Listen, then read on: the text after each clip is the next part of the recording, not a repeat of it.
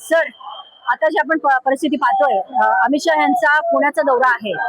काँग्रेस आक्रमक झाली आहे, त्याचे मित्रपक्ष आक्रमक झाले, वंचित बहुजन आक्रमक झाली आहे.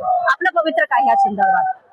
आता ज्या प्रकारच्या भारतामध्ये जेएनझी जे विद्यार्थी आंदोलन करतायत त्यांना सपोर्ट करणारे आणि त्यांना विरोध करणारे असे दोन गोळा पूर्ण भारतामध्ये पडलेले आहेत. आज RSSला कळून चुकलं, ज्या प्रकारचं 12 वर्ष आपण इथं विष पसरवलं ते विष ते पुढच्या पिढीपर्यंत पोहोचू शकले नाहीये. त्यांनी राजकीय मांडणी त्यांची पूर्णपणे चुकलेली आहे. ज्या प्रकारचे जेएनझी रस्त्यावर उतरून आपला न्याय मागतायत आणि ज्या प्रकारचं त्यांना खरं काय खोटं काय ते कळतं आहे, ज्या प्रकारचे भारताची आत्मा आपल्याला म्हणतो, म्हणजे त्यांनी जे उदाहरणं दिली, म्हणजे जब मुलं करता आहे, हिंदू मुस्लिम करता आहे, हे जे जातीय राजकारण, धार्मिक वित्ताचे राजकारण आहे, ते राजकारण त्या पिढीपर्यंत पोहोचतो नाही. म्हणजे ज्या प्रकारचं नाही पालत्या घडं पाणी ज्याला बनतो त्या प्रमाणे RS विसरलेली आहे. त्याप्रमाणे ते विद्यार्थ्यांवर केसेस करतायत. केंद्र सरकार लिहून देते, राज्य सरकार लिहून देते की आम्ही विद्यार्थी केस करणार नाहीये, परंतु पोलीस हे विद्यार्थी केसेस करतायत. तशा प्रकारे काल मोदींनी एक व्हिडिओ आणला की आम्ही जेएनझीला माफ करतोय, माझ्या आईला मला शिव्या दिल्या, माझ्या आईला शिव्या दिल्या. परत मोदीजी हे मूळ मुद्द्यावरनं भटकून ते एक विक्टिम कार्ड खेळतायत. म्हणजे शिव्या दिल्या तर शिव्या का दिल्या, आणि विद्यार्थ्यांनी शिव्या म्हणजे शिव्या देणारे विद्यार्थी खूप कमी आहेत, म्हणजे जास्त नाहीयेत. प्रत्येक विद्यार्थ्यांनी आपल्या ज्या मागण्या आहेत, ज्या मागण्या शिक्षणाची दुरवस्था झालेली आहे, मागलेलं शिक्षण झालेले आहे, वाढतं शिक्षणावरचं कर्ज, त्यामुळे त्यांच्या पालकांची झाली अवस्था, या सगळ्या विवंचनेतून विद्यार्थ्यांनी आंदोलन केलं आणि धर्मेंद्र प्रधान यांचा जो राजीनामा मिळून दाखवला, त्यामुळं सरकार हे बिथरलेलं आहे. त्यामुळे सरकार विद्यार्थी केस करतोय. आम्ही अमित शहाची जबाबदारी निश्चित व्हायला पाहिजे. बॅलेट गेम कोणी वापरायची परवानगी कोणी दिली, विद्यार्थ्यांना लाठीमार कोणी केला, विद्यार्थ्यांना मारहाण कोणी केली, या सगळ्या गोष्टीवर कट लागत नाही, तर आम्ही हा मुद्दा सोडणार नाही. आतापर्यंत जितकेही आंदोलन झाले त्या आंदोलनामध्ये टिअर गॅस सोडून बाकी आजपर्यंत कुठलेही शस्त्र वापरले गेले नाही. असं पहिल्यांदा वाटतं का की पेलेट गन आणि AK-47चा हा वापर जाणून बुजून करण्यात आला?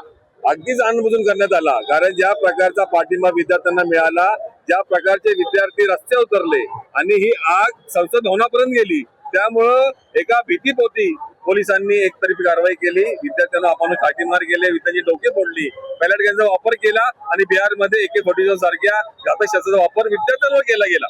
म्हणजे अक्षरशः वाटत होतं आपण चीनमध्ये थांबलोय का, एखादी शाही जिथं हुकुमशाही आहे अशा देशामध्ये आपण आंदोलन करतोय का.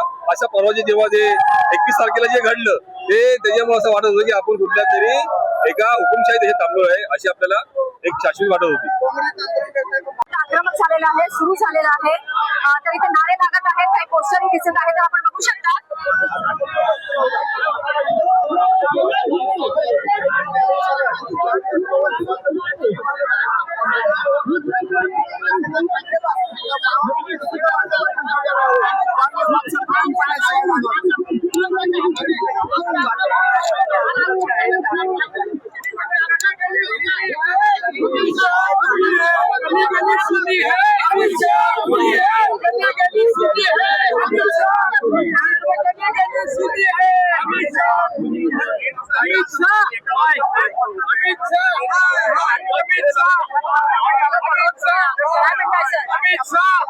दिल्लीमध्ये विद्यार्थ्यांना मारहाण केलेली अमित शहानी, त्यांना लोकशाहीमध्ये गृहमंत्री पदावर राहण्याचा अधिकार नाही आणि राजीनामा दिला पाहिजे.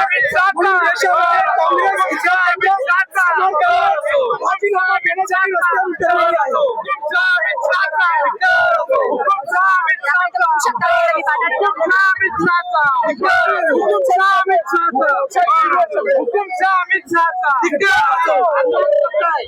आंदोलन याच्यासाठी करतोय संसदेनं कर्तव्य पार पाडायला पाहिजे, जिथं स्वतःची जबाबदारी पार पाडायला पाहिजे, जिथं ज्या विद्यार्थ्यांवर लाठी हल्ला कुणी केला याला सामोरं जायला संसदेत सामोरं जाऊन उत्तर दिलं पाहिजे.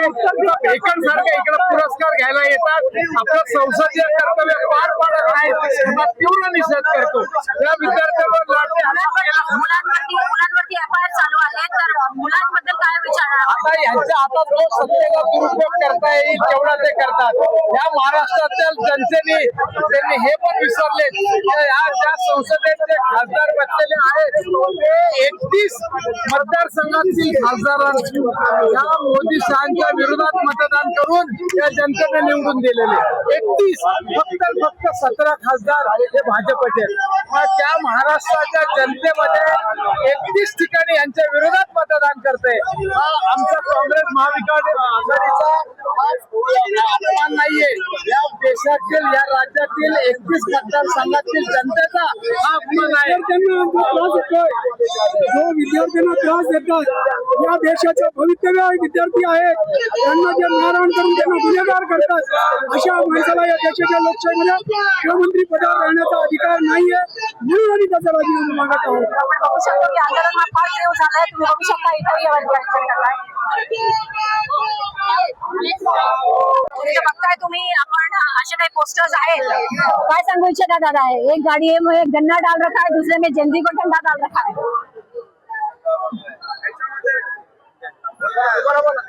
एकीकडे इथेनॉलच्या नावाने गाड्यांना ऑटोमोबाईल इंडस्ट्रीला पूर्ण बरबाद केलेला आहे, दुसरीकडे भविष्य बरबाद केलेलं आहे. एकीकडे उद्योग बी द्यायचं नाही, दुसरीकडे विद्यापीठात होतकरू विद्यार्थी होऊ नयेत, नीट पेपर लीक करतायत. सगळे पेपर विद्यार्थ्यांच्या आयुष्याचा खेळखंडोबा करणाऱ्या रंगाबिल्लाला संसदेत जायची गरज नाही. त्यांनी लवकरात लवकर राजीनामा द्यावा आणि या विद्यार्थ्यांचं भविष्य सुकर करावं, साधारण सुकर सोपं जावं. आम्ही राजीनामा मागतोय. दिल्लीमध्ये ज्या पद्धतीने त्यांनी विद्यार्थ्यांवरती अमानुषपणे लाठी हल्ला केलेला आहे या हल्ल्याचा आम्ही प्रचंड निषेध करतोय. सर्व विद्यार्थी संघटना आणि NSIच्या वतीने अमित शहाचा राजीनामा मागायचा आम्ही हे करतो. दादा विद्यार्थ्यांचे वरती ऑनलाईन अब्युसेस त्यांचे अकाउंट सस्पेंड करणं, त्यांना ब्लॉक करणं, त्यांना धमक्या देणं आणि FIR करणं या सगळ्या गोष्टी चाललेल्या आहेत. तर विद्यार्थी ह्याच्यानी खचून जातील का? विद्यार्थी जेनजीने दाखवून दिलेला आहे. धर्मेंद्र पदानंतर राजीनामा हाच विद्यार्थ्यांचा लढा आहे. त्यामुळे ते ज्या पद्धतीने विद्यार्थ्यांचे अकाउंट सस्पेंड करतात किंवा ऑनलाईन पद्धतीने त्यांच्यावर निगराणी केली जाते त्याला विद्यार्थी घाबरणार नाहीयेत. त्यांच्यासाठी सर्वसामान्य नागरिक रस्त्यावरती येतील. इथला शेतकरी देशोधडीला लागलेला आहे, इथला विद्यार्थी देशोधडीला लागलेला आहे, इथलं भविष्य अंधारात केलेलं आहे. अमित शहानी राजीनामा द्यावा. मोदी शहा रंगाबिल्ला यांनी आपले खुनी हात या विद्यार्थ्यांपासून लांब करावे. आपण बघू शकता इथं की ज्या पद्धतीने त्यांना सांगितलेलं आहे की दूसरा जेंजी को डंडा मार रहा है और एक जो है गाड़ियों में गन्ना डाल रहा है. न्यूज 24/7 शमी पठान.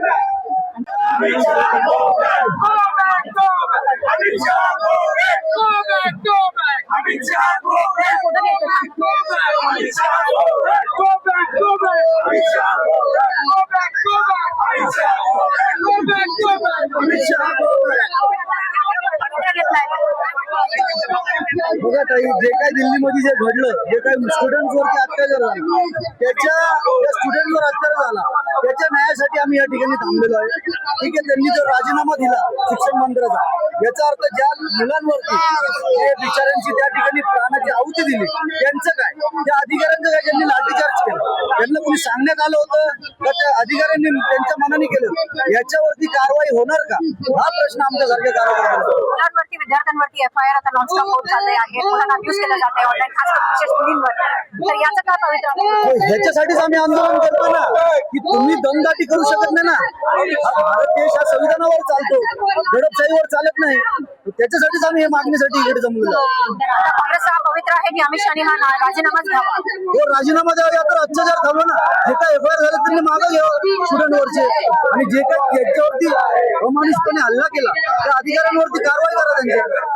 आपण बघत आहात की सगळ्यांचं म्हणणं एकच आहे की अशा पद्धतीनं जी दडपशाही आणि हुकुमशाही चाललेली आहे ती अजिबात खपून घेतली जाणार नाही आणि त्याचा हा पवित्र आता काँग्रेस आक्रमण झालेले आहे. तुम्ही बघत असाल की त्यांनी सांगितले त्याचं पोस्टर बघू शकता, त्यांनी पोझिशन बघू शकता, आपण सगळं काही बघू शकता. न्याय मागण्याची दाद त्यांनी सांगितलेली आहे, आशा त्यांनी केलेली आहे. Voice of Maharashtra 24/7. पोलिसांनी त्यांना परवानगी दिली नव्हती पाहिजे काँग्रेस हाऊसवर चाल करण्याची. पूर्व इतिहासात 3 वेळा काँग्रेस हाऊसच्या काचा फोडल्या तरी पोलिसांनी त्यांना परवानगी दिली. अत्यंत चुकीचे आहे. आम्ही प्रत्येक पोलिसांची गोष्ट ऐकतो, पण पोलिस त्यांना कशी परवानगी देतात हे आम्हाला कळत तुम्हाला रस्त्यापर्यंत सुद्धा येऊ देत नाही. येऊन येत नाही म्हणून आम्ही नागरिकांना त्यांच्या सिग्नलवर आमचा वर हात धरत आहे. तुम्ही बॅरिकेडच्या बाहेर गेलेले आहे, रस्ते रोखून जर नियम फक्त आमच्यासाठीच आहे आणि भाजपासाठी नसेल तर मग काय केलं पाहिजे सांगा.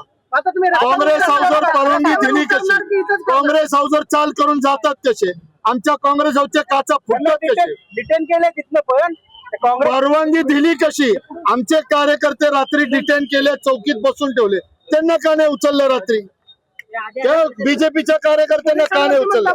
कायदा फक्त काँग्रेससाठीच आहे का, आणि आंदोलन आमचा जन्मसिद्ध हक्क आहे, तो आम्हाला करायचा. आम्ही शांतता प्रियाने आंदोलन करतोय. आमचा जो पुणेकरांना मेसेज द्यायचा तो जात नाही, म्हणून इथं आम्ही उभं राहणार, शांततेपूर्व आम्ही मेसेज देणार. आता तुमच्या पार्सलिटी करण्यात पोलीस असं तुम्हाला वाटतंय का? 100% परवानगी दिली नव्हती पाहिजे त्यांनी. मग आता तुम्ही रस्त्यावरती उतरलेले आहेत, काय करणार आहे पुढे? सांगून कसं करतात म्हणजे नेमकं हे पण तुम्हाला सांगून थोडी केलं. पुढच्या पावलाची वाट त्यांना पहा. परवानगी भेटते आणि तुम्हाला परवानगी भेटत नाही. पुढच्या मी माझ्या हातातला बॅनर वाचा, पुणेकरी चांगल्याचं उतरवलंय. बरं, जर आपण पाहायला गेलं तर या ठिकाणी आपण पाहायला गेलं की काँग्रेस यांनी जे आहे अरविंद शिंदे